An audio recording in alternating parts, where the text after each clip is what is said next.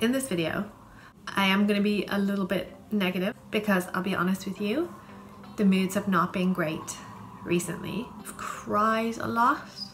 I think it's probably hard to imagine because, and I'm not being fake here, when I'm talking to you and I'm smiling, I am genuinely fine, and I'm not hiding the tears from you either. It's just because I sit down and I film in one go, the YouTube videos are not going to happen when I'm having those moments where I'm crying. I wouldn't be in the mood for it. I wouldn't be able to think straight. As I've said before, if you follow me on Insta stories, you will regularly see me crying there. So yeah, I need to be a little bit negative so that I can be telling you the truth, but I'll be positive then after. So last time I had a video up was after the 7th chemo, and I've done my 8th and final chemo now. That was actually 2 weeks ago. I have wanted to do another video, but something happened and it kind of made me start to question whether I should be doing this or not. So it has been a while. So chemo is finished now. The next stage is going to be surgery and radiation after that. I'm going to talk about that stuff in another video. But right now I'm gonna just try and draw this chemo chapter to an end. Noel and I are also gonna do another video together where we talk about how the whole cancer thing affects the partner of the patient. Well, I don't really know what he's gonna say, but I know that living with someone with cancer is rough. Oh, I shouldn't laugh, but anyway. So, it is great that chemo is finished. It coming to an end has brought up some other emotions and anxieties and stuff. So if you don't talk to somebody else who's been through it, you might think that you're alone in those feelings. And I have spoken to other people who've been through it, so I know I'm not alone. So again, I'm imparting that wisdom. Do you recall, if you are a person who has been on this channel for a long time, I did a Vlogmas and now I think I've taken down my Vlogmases, or I've delisted them, or whatever you call it. But I went to the breastfeeding clinic when I had Ashton because I was having some difficulties with feeding. At the time, I was really ashamed of myself actually for not being able to do it, so I didn't go into too many details about it, but basically I could only feed on one side. I went along to professionals who said things that I'm not going to repeat here, but also just told me to formula feed, and that is fine. And oh my god, actually my life was so much easier when I finally did start to formula feed. But I didn't give up and I tried really hard, and I think I'm gonna get upset thinking about it. But any of my friends from college, you'll remember on my breaks I used to go and pump. I tried very hard. And I am now convinced there is a link between those issues that I had on the one side and having cancer on that side. Particularly now that I know that there's that second type of cancer in there, which is the calcifications within the milk ducts. In one way it's upsetting, in another way it's a bit like closure on something that was a huge issue for me previously. But at the same time, it's not really closure because I don't actually have the answers. That is difficult, to not know the truth, to be convinced of it yourself but not know the truth. That is very difficult. Another thing is, and I don't know if I should say this online, I might actually turn off commenting on the video when all is done and dusted with chemo. And I know that the chemo has shrunk the tumors, hasn't done anything to the DCIS, and that the lymph nodes may still need to be removed. It's easy to ask questions such as, why didn't I just have surgery to start? Did I need to do all of that chemo? Lots and lots of questions, which actually at the end of this month I will have answered because I'm going to actually ask all of the questions. But the point is that self-doubt is this very real feeling now. And it's not always, it's just that these kind of thoughts just creep in sometimes and it can be difficult to push them away. I think the main issue is that you have to put so much trust in somebody else, somebody who doesn't know you, and somebody who honestly doesn't have your best interest at heart. And I mean, I know that that is their chosen career, and of course all they want to do is help other people. That's why they do their job, but they don't know you, so it's a lot to put your life in somebody else's hands. I'm not sure if that makes sense. It's a hard time, confusing time. When I talk about anxiety, I really mean, okay, well, these big things that I've talked about, you know, about my health, but then also there are these other things that have just kind of been happening one after another. So if you're in Ireland, you'll know what a medical card is. I got a letter to say that they wanted to review my medical card to see if I was still eligible. There were a couple other things on that kind of level. That's a very frightening thing. So I won't go into all the details of the different things, but if you can kind of understand. So they are kind of big things, but doesn't directly affect my health. But yeah, these other kind of, I'm finding it hard to stop thinking about things and stop worrying. This kind of new in the last couple of weeks feeling, which is kind of a darkness, just feeling kind of depressed, and not all the time, but particularly when I wake up in the morning. And you know what it feels like? It feels like I drank alcohol and I didn't, but also that I was amongst people that I did not know and then forgot it all. That's what it feels like. This really, really awful feeling pretty much every morning. And my immediate reaction is just to stick the cover over my head and just want to go back to sleep and wake up on a different day. I'm fine. Don't think that this is a cry for help or something. I know that the reason that I am feeling all of these feelings is because there is this change that's happened, that I'm not on chemo anymore and I'm about to have major surgery and lots of other treatment afterwards. It's just the uncertainty of it, you know? I just sound so Irish.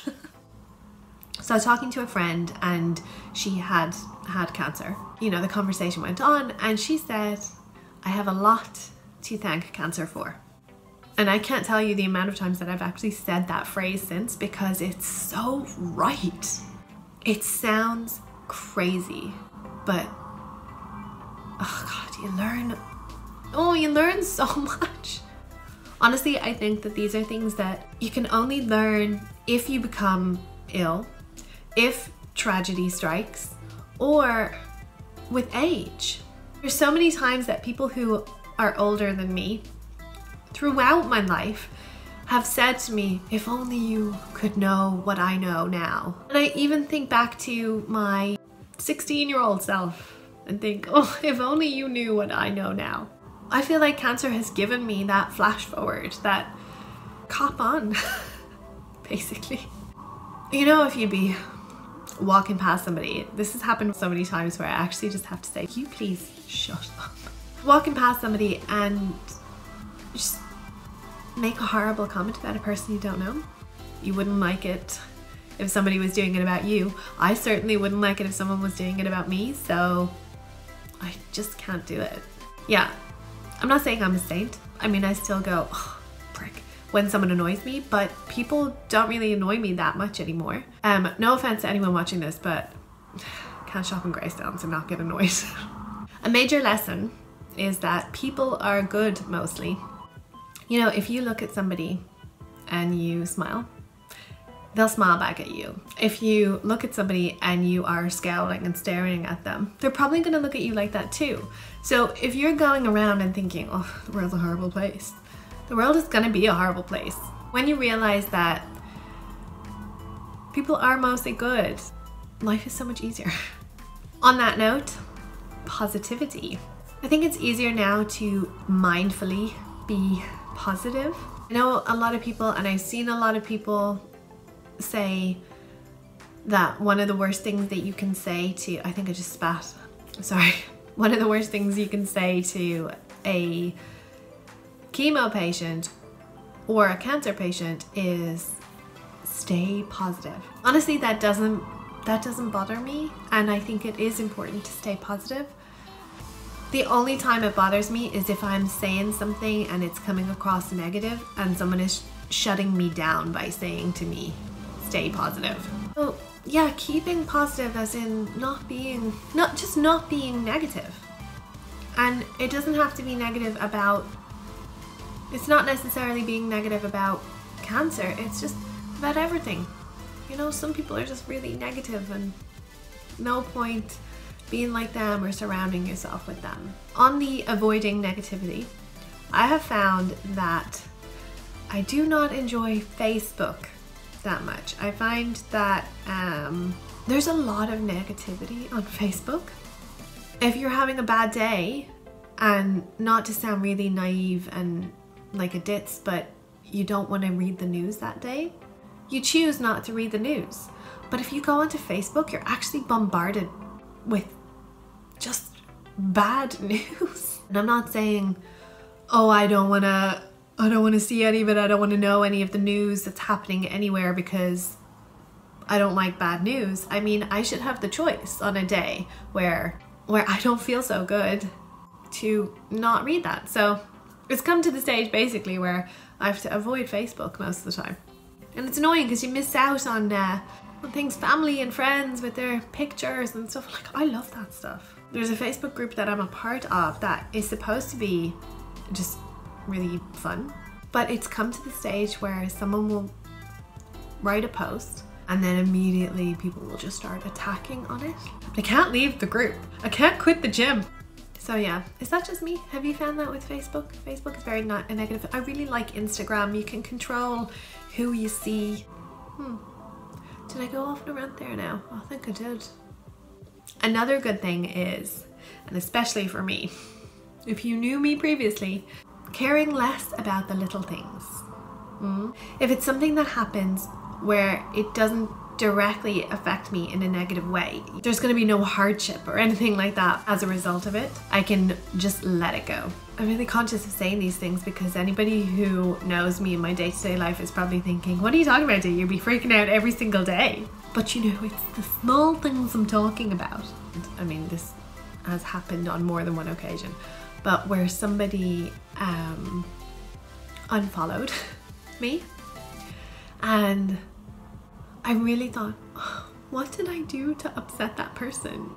You know, why does that person not like me anymore, and that kind of thing. And then I realize now that that person, the place that they are in their life is not the same place as you, and they're not interested in seeing what you put up. I mean, I put things on Instagram about my life, so you see about me as a cancer patient, you see about me as a mother, and you see my kids, and you're probably gonna see some food there too, because, you know, num num num. If those things don't interest you, or if I don't interest you, you are going to unfollow me. Why would you be looking at something that does not interest you? I do the same thing. There would have been people who I looked at for their hair before. I no longer have hair. I am not in that place. So I don't want to look at hair coming up on my newsfeed anymore, so I unfollow it. So the me now can see things like that and just say, oh, it's nothing to do with me, like I don't care. But the old me would be so hung up on that kind of thing. It's nice to get some perspective, you know?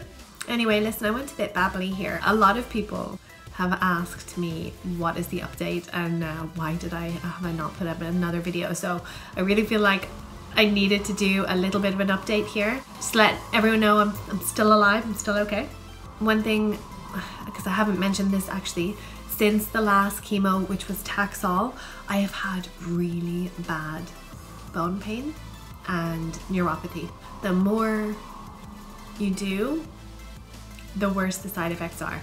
And tomorrow would be my next chemo day if I was still doing chemo, and I never felt like this before a chemo day.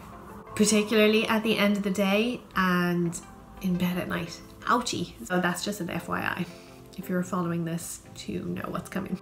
You know, I feel like this video is all over the place, and I haven't even told you all the things I wanted to say. Like, I think of these things to say, and then I don't actually write them down or anything, and then I forget. I think that'll be a good thing. People should know that, and then I just completely forget. As I said, Noel and I are planning to do a video together. Well, I mean, he could kind of do it by himself, but it's my channel, so I'll be here, okay? If you use YouTube where you sign in with your email address and have an account, and you are not already subscribed to my channel, please will you subscribe? Or just click the red button that says subscribe. That's everything. That's everything for now. I'm sure I'm gonna think of a million other things that I should have talked about here, but it'll be too late. So it'll be the next time. Thank you for watching. Thank you for following me on this journey. Thank you for being with me. Thank you for all the comments. Can I get emotional? Thanks for everything. I will see you in the next one. Bye.